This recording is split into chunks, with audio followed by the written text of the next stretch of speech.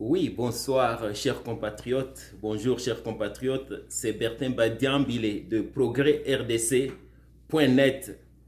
Merci de l'opportunité que vous me donnez encore une fois de pouvoir réfléchir avec vous. Comme d'habitude, ça fait maintenant quelques mois sur la situation politique de notre pays. Et vous savez souvent, pour ceux qui me suivent, qu'est-ce qui me tient à cœur? Que l'homme congolais soit considéré au même rang que n'importe qui, quelle autre personne dans ce monde. Et avec cette sortie récente de la communauté internationale, plusieurs pays occidentaux, qui s'arrangent derrière une certaine frange de notre population qui décrit sûrement le choix qui est porté sur Kadima, vous comprenez que je ne peux pas rester indifférent. Mais avant d'entrer dans cela, réfléchir un peu sur le camp qui se créait contre le camp Tshisekedi, on peut dire ainsi. Il y a un ami là qui m'a envoyé un petit tableau là que quelqu'un de Belgique, un journaliste, et je pense qu'il est connu par certains de nos compatriotes. Il a fait un petit tableau là pour montrer comment Tshisekedi est tribaliste. En montrant, ok, tel poste est occupé par Kassayen, Kassayen, Kassayen, etc. Mais évidemment, un tableau là, dépendamment de qu'est-ce que je veux faire paraître sur une personnalité, sur une personne là, je peux choisir certains postes au lieu de certains autres qui risquent de me donner tort. Parce que si ce monsieur-là était juste avec son tableau, pourquoi ne pas commencer par les postes clés de la République? Pourquoi ne pas nous montrer qu'en dessous du président, parce qu'il a fait un parallèle, une forme de comparaison entre Tshisekedi et Kabila spécialement, il est allé un peu aussi beaucoup plus loin. Pourquoi ne pas prendre tout d'abord les personnalités, les postes les plus prestigieux, les plus importants, où qui peuvent prendre des décisions, comme par exemple, c'est qui le président du Sénat? Parce que si le président est empêché, c'est lui qui va prendre le pouvoir. Le président de l'Assemblée nationale et aussi, pourquoi pas, le Premier ministre, parce que ça, ce sont les trois postes clés après la présidence. Et si on regarde ces trois postes clés-là, il n'y a aucun Kassayen dedans, il n'y a aucun Moulouba dedans. Donc, si tu dois commencer à choisir par-ci, par-là pour nous montrer qu'il est tribaliste, bien évidemment, je ne pense pas que tu es objectif. Mais ça n'a aucune importance parce que c'est évident que dans les prochains jours, la campagne de diabolisation va être assez puissante parce que il n'y a pas que c'est la Senko là, et la Mouka, FCC et puis l'ensemble qui se sont mis ensemble. Mais on sait aussi qu'en arrière, je pense que vous voyez déjà dans les réseaux comment circulent les signatures de tous ces pays occidentaux qui veulent comme que le président revienne en arrière. Qu'est-ce qu'ils poursuivent? La dépolitisation de la CENI. Est-ce que vraiment là, est-ce qu'il y aura un choix qui peut convaincre tous les Congolais que maintenant la Senko est dépolitisée? Si on voit par exemple que Ambongo est content, il aime un candidat, qu'est-ce que les gens de l'UDPS vont dire? Est-ce qu'ils ont confiance en Ambongo que lui, il est de la société civile et puis il ne s'occupe pas de la politique, il n'a pas un parti pris? Est-ce qu'ils ont confiance en Chole? Est-ce qu'ils ont confiance en Outem?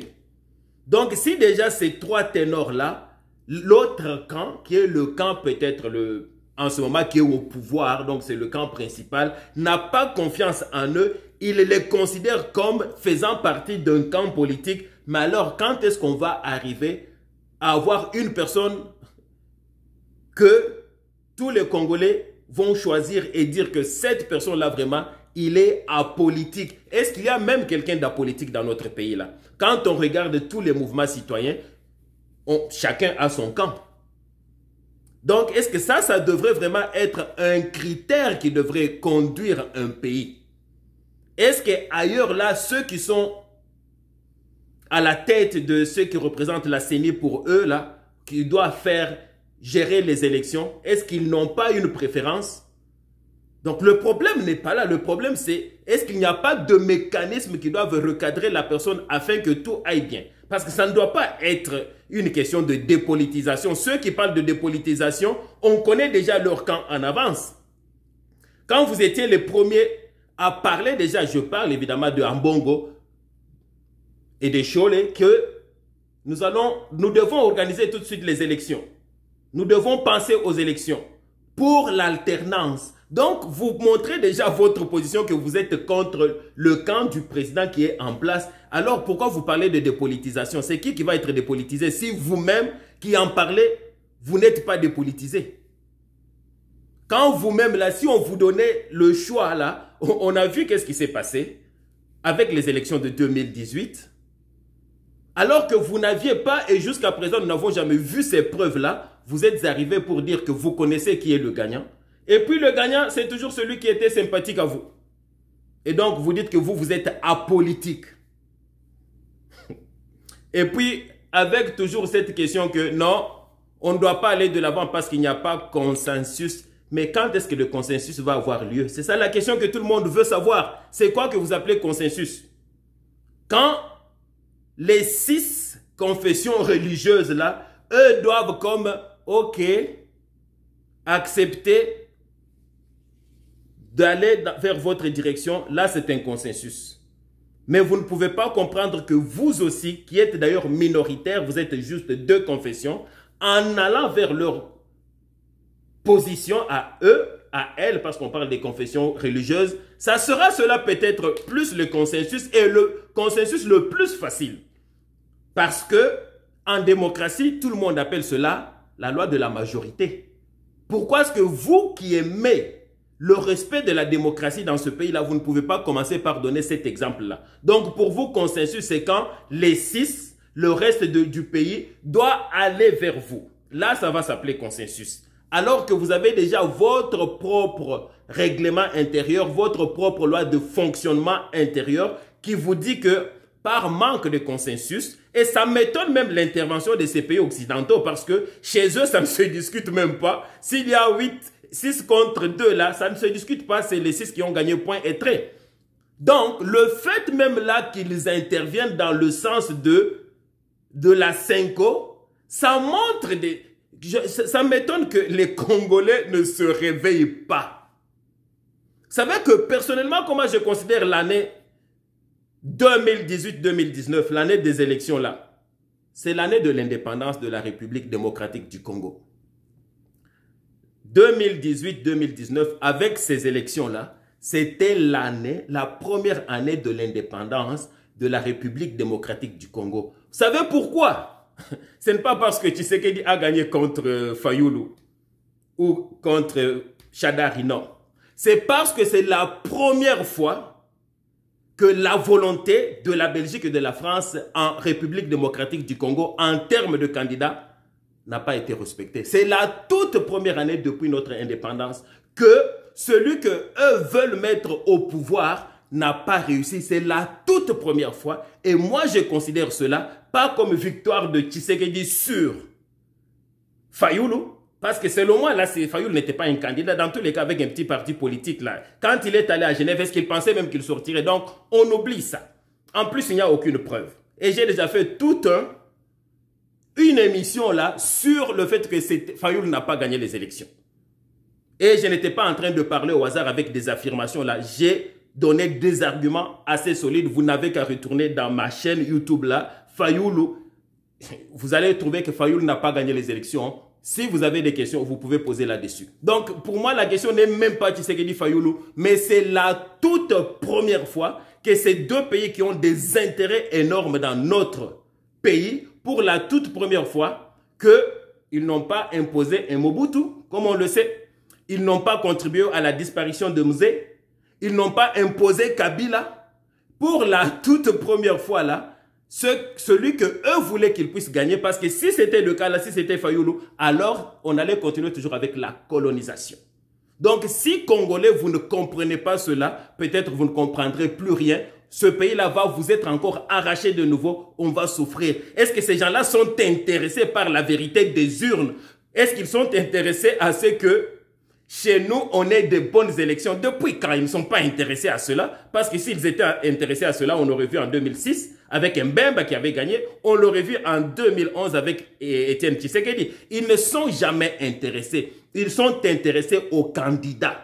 Ah, le candidat Kabila Joseph, en ce temps-là, comme un petit jeune de 29 ans qui n'avait aucun pouvoir, qui ne sait, peut-être il n'a jamais mis son pied en Europe, il ne valait rien. Donc ça, c'était un meilleur candidat pour eux. Et si vous réfléchissez bien, mes chers compatriotes, que vous soyez de la Moka ou non, mais si vous aimez ce pays-là, vous devez vous poser une question très claire. Maintenant, pourquoi ces gens-là ont peur de Tshisekedi? Pourquoi ils n'aiment pas Tshisekedi? Ils préfèrent d'autres candidats. Et donc, ces autres candidats-là, ce sont des candidats qui sont faciles pour eux, qu'ils peuvent manipuler, qu'ils peuvent gérer. Et ils se connaissent déjà. Et si tu es un bon Congolais, tu ne peux pas ne pas te mettre debout pour leur barrer le chemin. Maintenant qu'on a pris notre indépendance. Donc, c'est très important. Vous me voyez que je reviens toujours à cela. On vient d'arracher l'indépendance. Et dès ce monsieur-là, Tshisekedi, pas qu'il soit Mouloubou ou pas Mouloubou, ça n'a pas d'importance. Au moins, une chose est certaine, ce n'était pas leur candidat. Ils ont mis beaucoup d'argent à soutenir la campagne de Félix Tshisekedi. Non, désolé, de Fayoulou. Et on a vu que les Américains, eux là, n'ont pas mis l'argent pour Félix Tshisekedi. Donc, il n'a pas une dette morale là. Mais tous ceux qui ont reçu l'argent, les smartphones, vous voyez comment est-ce qu'ils combattent pour qu'un autre candidat passe. Et vous, ils jouent sur nos sentiments là, tribal, les Banoba qui n'aiment pas les gens de Bandou, les gens de Bandou qui n'aiment pas les... Et on joue sur ça pour continuer toujours à nous séparer et ils vont continuer à mieux régner. Et vous me dites que vous êtes des intellectuels, vous ne le voyez pas. Et vous voyez que c'est une question de Palouba contre les gens de Bandou. Non, non, non, non, non, ça n'a rien à voir. C'est le problème des Congolais qui veulent avoir leur indépendance. Que le président qui est là, on veut un président qui leur rend la vie difficile. Voilà qu'est-ce que nous voulons. Demandez-vous quel intérêt ils ont, ces gens-là qui ont signé là aujourd'hui. Je ne sais pas s'ils ont signé aujourd'hui ou hier, mais je l'ai vu circuler aujourd'hui dans les réseaux sociaux. Ça leur dit quoi? Qui doit être président en République démocratique du Congo? Pourquoi est-ce que c'est un problème pour eux? Est-ce que vous vous êtes jamais intéressé vraiment qui doit absolument être président en je vais dire Premier ministre en Belgique, président en France ou Premier ministre au Canada? Est-ce que vous avez un poids là-dessus? Et si un étranger vient et il pèse son poids, pourquoi est-ce que intellectuel que vous êtes, membre de l'église, très intelligent, les Ambongo, pourquoi est-ce que vous ne pouvez pas vous poser des questions? Si vous, les Ambongo, vous nous avez enseigné quand nous on était jeunes au séminaire, n'est-ce pas? La théologie de l'inculturation, comment est-ce qu'on doit prendre nous-mêmes les distances face à l'Occident? Comment est-ce que nous devons nous prendre en charge avec notre... Pourquoi est-ce que vous devez maintenant être toujours appuyé par eux en arrière pour dire c'est qui doit être dans ce pays-là comme président? Donc, la personne dont eux, ils ont peur, c'est ça la bonne personne qu'il nous faut. Parce qu'il y a des raisons pourquoi ils ont peur de lui. Ce n'est pas pour des raisons de l'avantage du Congo. Ils s'en foutent totalement de l'avantage du Congo. Parce que si l'avantage du Congo était dans leur cœur, ça fait longtemps que le Congo aurait déjà été très développé. C'est très important, mes chers compatriotes, comprendre cela. Tous ceux qui sont soutenus par eux, ce sont des mauvais candidats pour nous, pour le bien du pays. Entrons même dans ces candidats-là. Notre cher Fayoulou, qui aujourd'hui, finalement, il est à côté de Kabila. Ils ont fait une bonne alliance là, n'est-ce pas? Fayoulou, Senko, Kabila. Et, comment est-ce qu'il s'appelle, notre cher de Lubumbashi? J'ai un trou de mémoire. Menway Katumbi, désolé. La question que je suis en train de me poser, vous-même là qui avez comme insulté Tshisekedi comme quelqu'un qui ne vaut rien, un pantin, marionnette, dans les mains de Kabila, c'est Kabila qui dirige. Pourquoi est-ce que vous vous mettez avec Kabila qui était méchant, qui a tué, si vous êtes convaincu de tout cela? La réponse que j'entends aujourd'hui, oui, mais pourquoi maintenant vous parlez, vous avez aussi... Et Tshisekedi a fait une alliance avec Kabila, il a appelé même mon frère, etc. Sauf que Tshisekedi était obligé par la Constitution s'il voulait vraiment diriger, être impliqué, parce que au bout de la ligne, vous les Congolais, vous allez dire que c'est lui qui doit montrer le bilan. Il devait composer avec eux. Il devait faire une coalition. Il n'avait pas de choix. Mais vous, vous avez le choix. Ça, c'est la première chose. Deux, il ne voulait pas cohabiter, rester là-bas, juste les regarder, tout faire. Mais à la fin, on sait comment sont les Congolais. Vous allez mettre tout sur son dos. Mais au moins, lui, il a dit dès le départ, pour que vous ne l'oubliez pas, que je vais déboulonner le système. Et puis, il l'a fait. Donc, il ne s'est pas mis avec Kabila par sympathie, par amour pour Kabila. Mais c'est parce qu'il n'avait pas le choix. Et puis, il l'a fait. Mais la question, retournons même au début. Pourquoi est-ce que Fayoulou s'en est pris à Tshisekedi au lieu de s'en prendre à Kabila? C'est ça la grande question. Parce que si vous écoutez bien, qu'est-ce qui se passe dans les réseaux là? Il y a des gens qui sont en train de le répéter, mais vous négligez, vous n'écoutez pas. Et ils vous disent que Fayoulou et Kabila ne se sont jamais séparés. Ils ont toujours été ensemble et ils sont ensemble. Et vous ne tirez pas attention à cette question-là. Je vais vous démontrer que c'est la vérité. Commençons par dire ceci. Supposons même que Fayoulou a raison. Supposons même que la Senko nous a donné des preuves qu'on attend toujours, mais nous avons le droit, pour des raisons d'analyse, de réflexion, de leur donner un bénéfice de doute, juste pour des raisons de réflexion. Supposons même qu'ils ont raison, ils ont toutes les preuves, ils les ont balancées dans les réseaux sociaux, et donc c'est Fayoulou qui avait gagné ces élections-là. Mais l'arbitre, qui est la CENI, dirigé par Kabila, a nommé Tshisekedi. Alors, réfléchissons. Deux équipes, quand nous étions jeunes ou même adultes, là, nous sommes en train de jouer. À la fin, l'arbitre a fait gagner l'équipe qui ne méritait pas. Nous allons nous en prendre à qui? À l'équipe ou nous allons nous en prendre à l'arbitre? Vous comprenez? Que cette histoire-là, c'est juste du mensonge. Parce que si Fayoulou et son équipe étaient sincères, ils devraient s'en prendre à l'arbitre, insulter l'arbitre, peut-être faire tout pour que l'arbitre puisse perdre son travail d'arbitre, mais ils ne vont pas s'en prendre à l'équipe qui a gagné. Est-ce que Tshisekedi avait organisé les élections de 2018? Est-ce qu'il avait un mot à dire sur la CENI? Est-ce que Tshisekedi avait lu tous les résultats là pour dire que oui, c'est Fayoulou qui a gagné ou ce n'est pas moi? Si la Senko elle-même, qui avait une mission d'observation, n'est pas capable de venir avec des preuves, avec, n'est-ce pas, tous les PV compilés, Fayoulou non plus n'est pas capable. Mais pourquoi vous pensez que Tshisekedi, lui, il est capable? Comme ça, il va dire, oui, c'est Fayoulou qui a gagné, non, ce n'est pas moi qui ai gagné. Pourquoi est-ce que vous mettez ça sur le dos de Tshisekedi premièrement? Ça, je suis en train de supposons même que vous aviez raison. Et donc, si ce n'est pas Tshisekedi qui a commis le mal et que c'est Kabila, pourquoi vous ne vous en prenez pas à Kabila? Pourquoi tout ce temps, on entend toujours Fayoulou qui est en train de déstabiliser Tshisekedi? Continuellement, continuellement, continuellement. Alors que la personne responsable des résultats, ce n'est pas Tshisekedi. C'est ceux qui ont, non, ceux qui ont, comme à la fin, après leur comptage, après leur manipulation, on suppose comme ça, ils ont dit que c'est Tshisekedi qui a gagné. Entre-temps, pendant que la personne n'est pas responsable, la personne pire c'est Kabila, mais on l'a vu, on n'a jamais entendu vraiment Fayoulou faire des sorties médiatiques contre Kabila pour montrer comment il est méchant, comment il a tué des gens, comment il a nommé Tshisekedi. Vous allez voir M. Kabila, on n'a rien vu de tout cela. Au contraire, la chose qui a étonné plus d'une personne là, c'est quand ce monsieur-là de Théodore Ngoï, qui est proche de Kabila, est sorti là pour réclamer la chose des deux juges de la Cour constitutionnelle. Ah, M. Fayoulou était avec lui. Mais attends, pour condamner Tshisekedi, mais tu vas te mettre pour réclamer la réhabilitation des juges qui ont fait que tu n'es pas devenu président.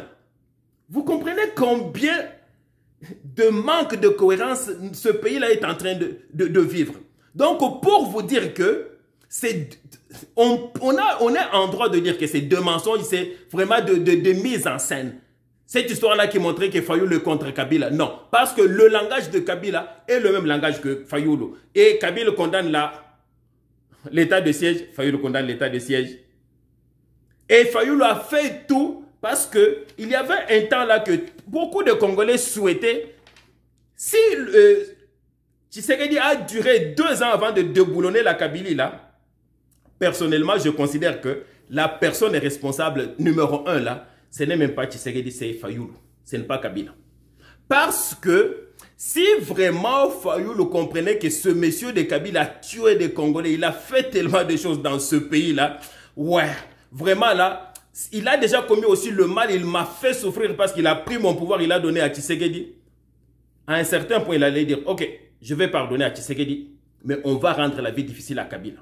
Et quand Tshisekedi lui a tendu la main là, si Fayoulou était venu vers Tshisekedi, vous comprenez que la Kabylie allait disparaître très vite. Parce que c'est tout ce qu'on attendait. Que 2 grandes forces en ce temps-là se mettent ensemble, Kabila qui n'avait pas déjà en arrière. Mais qu'est-ce que Fayoulou a fait? D'un côté, il y a que Kabila, ses ministres ne respectent pas les lois de Tshisekedi, ce que Tshisekedi leur demande. Ils nomment des gens, n'est-ce pas, au chemin de fer. Ils nomment des gens aussi. Non, ils ne sont pas prêts à l'accepter.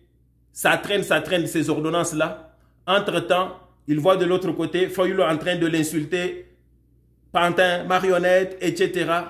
Mais qu'est-ce que vous voulez? Donc, il reste au milieu, il se dit, mais je ne peux pas aller à gauche, je ne peux pas aller à droite. Voilà pourquoi ça traînait. Et puis, tu vas me dire, toi, Fayoulou, que non, tu es contre Kabila. Alors que tu étais en train de jouer le jeu de Kabila pour que Fachi Tshisekedi ne sache pas où il doit aller, pour qu'il ne réussisse pas à développer le pays.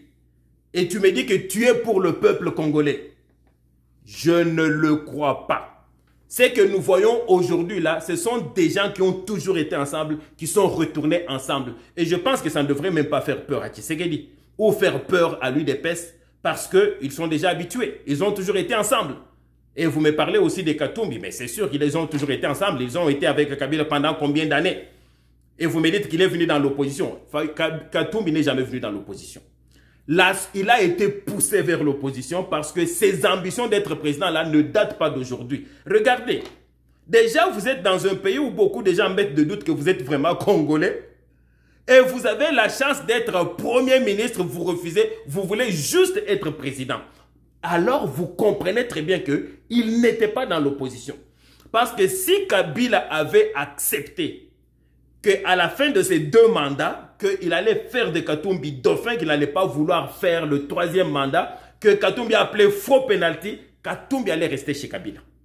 Il n'y avait aucune raison pour quitter Kabila parce qu'il a été avec lui tout ce temps. Quand les Congolais étaient tués, quand les Congolais étaient torturés, il était toujours avec lui, il s'enrichissait. Là, d'un coup, parce que Kabila veut rester au pouvoir encore plus longtemps, et là, il dit que, oh non, non, non, non, je suis opposant. Mais quel opposant? Opposant pour toi, pour tes ambitions, parce que tu ne veux être que président, tu ne jures que sur ça. Ce n'est pas parce que tu aimes les Congolais, ce n'est pas parce que le sang des Congolais a crié, ça t'a fait mal. Non, on ne le voit pas. Sinon, tu n'aurais pas fait avec Kabila plus de 2-3 ans là. C'était impossible si vraiment tu aimes les Congolais. Donc, voilà l'agglomération des gens qu'on a. Fayoulou qui est kabiliste. On a aussi ce monsieur de Katumbi qui est de Kabila. En plus, on a leur vraie autorité morale qui est la Senko, qui déteste le pauvre Tshisekedi, mais qui est prêt à aller faire des signatures avec... Il a envoyé ces gens, ses représentants, pour aller signer, n'est-ce pas, cette nouvelle coalition qui n'est pas nécessairement pour les élections, parce que je suis certain qu'ils vont s'entretuer entre eux quand le moment sera arrivé, mais pour déstabiliser Tshisekedi. Moi, la question que je me pose là, pendant que nous voyons devant les gens être en train d'être jugés pour tout ce que la Kabylie a fait, on a l'histoire de John Numbi, on a trouvé des congélateurs avec des Congolais congelés qui ont été tués. Ça, c'est sans parler de tout ce qu'il a fait. Tout cela, vous oubliez. Vous oubliez tout ce qu'il a fait dans les églises. La seule personne qui est méchante pour vous, là, qui est dictatrice, là, pour vous, c'est seulement Tshisekedi, franchement. Donc, on est en train de voir qu'il y a un vrai complot contre le Congo. Et si vous, Congolais, chers compatriotes, si vous ne vous mettez pas debout là, on va pleurer pour ce pays-là pour encore, peut-être encore 20 ans. Parce que ces gens-là, surtout les Occidentaux là, ils ne sont pas du tout intéressés à la vérité des urnes. Non, non, ils sont intéressés à leurs candidats avec qui ils ont déjà des ententes en avance, qui vont faire leur affaire point et trait. Ils ont des intérêts au Congo. En ce moment-là, la bonne nouvelle, vous savez c'est quoi? En 2020, 2021, 2022 là, n'ayez pas peur des Occidentaux parce que le temps là où ils envoyaient leurs mercenaires au Congo pour aller se battre, leurs militaires là, c'est déjà révolu ce temps-là. Ils ne le feront plus aujourd'hui. Aujourd'hui, c'est l'ère de l'information. Leur peuple là voit qu'est-ce qui se passe partout, ils suivent aussi. Et ça ne va jamais arriver. La preuve, vous attendiez qu'ils vont envoyer des militaires américains pour se battre pour les Congolais. Ils ne le feront jamais. Donc, si vous vous mettez debout là, ils ne vont pas imposer quelqu'un d'autre à cette place-là. S'ils l'imposent, c'est parce que nous dormons. Donc, il faut vous mettre debout. Il faut manifester contre ces gens-là. Ils n'ont pas le droit de venir nous imposer dans notre pays qui doit devenir président, qui doit être à la tête de la CENI. Ils parlent qu'il n'y a pas consensus. Mais c'est quoi consensus? Quand est-ce qu'il y aura consensus? Parce que dans tous les cas, on voit deux camps qui sont totalement séparés. Le consensus va être obtenu comment? C'est impossible, littéralement par là, on n'aura jamais consensus. La seule chose qui existe, c'est on vote et on voit que les 6 confessions sont majoritaires par rapport aux 2 points et traits. Pourquoi est-ce qu'on ne peut pas raisonner de cette façon-là et ne pas laisser quelqu'un d'autre venir nous marcher sur les pieds? Au nom de la justice, et je parle dans le respect là des droits de l'homme, je parle dans le respect là des étrangers. Je ne suis pas en train de dire qu'on doit faire quoi que ce soit, mais on doit se faire respecter nous aussi. Donc, mon intervention d'aujourd'hui là, c'est vraiment pour nous dire, chers compatriotes, réveillons-nous si nous voulons garder ce pays-là. Si Kadima est déjà arrivé à cet endroit-là, il n'y a pas de raison vraiment respectable qui font qu'il faut qu'il quitte cet endroit-là. Il n'y en a pas. La raison qui a été évoquée, c'était la province. Il est de la même province que le chef de l'État.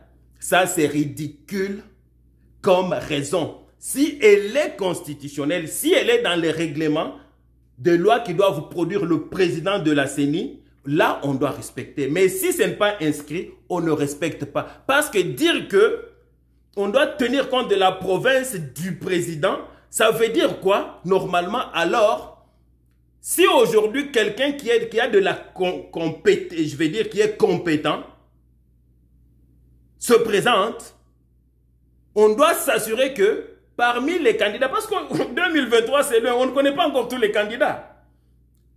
Et d'ailleurs, on ne sait même pas qui sera président. On ne sait même pas qui sera en vie. Donc, si on accepte quelqu'un aujourd'hui là comme président de la CENI, ça veut dire que les gens de sa province ne doivent jamais s'approcher de la présidence, ne doivent jamais être candidats. C'est ça que ça veut dire? C'est ridicule, n'est-ce pas, comme argument. Ou tous ces arguments-là, et c'est son éthique. Non. Qu'on nous parle de l'éthique de Kadima, qu'on nous donne des preuves. Parce que maintenant, la Senko, maintenant la Moka, maintenant le cadre de l'ensemble sont devenus des experts dans des affirmations. Nous, les affirmations là, ça ne nous dit rien parce que de toutes les façons, on a aussi les parlementaires debout de Tshisekedi qui font aussi des affirmations. Nous voulons des arguments solides qui nous démontrent que oui, effectivement, telle personne est corrompue. Voilà qu'est-ce qu'il avait fait quand il a organisé des élections en telle partie d'Afrique. Et puis, comment se fait-il que nous, on était déjà habitués là à avoir des gens du pouvoir qui sont des vrais dictateurs, c'est-à-dire qui n'ont pas de candidats compétents ou qui n'ont pas la majorité et puis qui s'imposent. Mais aujourd'hui, on dirait que c'est le contraire. On voit que c'est le camp du président. Est-ce que, tout d'abord, Kadima est du camp du président? Il n'est pas du camp du président, mais le camp du président, c'est-à-dire les gens de l'UDPS, le soutiennent. Mais comme drôlement là, on voit qu'il est compétent. Ce n'est pas comme si, est-ce qu'on va accuser Tshisekedi qu'il avait envoyé quelqu'un, un Kassaïen là, pour le former partout là, et puis il est compétent, il est plus compétent que les autres. On ne peut pas l'accuser de cela. C'est juste le candidat que, selon toutes les confessions religieuses, même la Senko l'a pas renié, c'est le meilleur candidat en termes de compétences. Il doit passer. Parce que l'exclure, parce qu'il est Kassaïen, c'est ça, cautionner le tribalisme que vous-même là vous dites être en train de combattre. Donc, S'il y a eu des pressions, on n'a pas encore eu des preuves, on attend. On attend de toute façon les preuves de la CENI. La CENI, pas la CENI, la CENCO a beaucoup de dettes là, des preuves qu'il doit nous apporter. Tout d'abord de la victoire de Fayulu. Et on attend maintenant les preuves du fait que Kadima n'est pas du tout un type de comportement éthiquement respectable.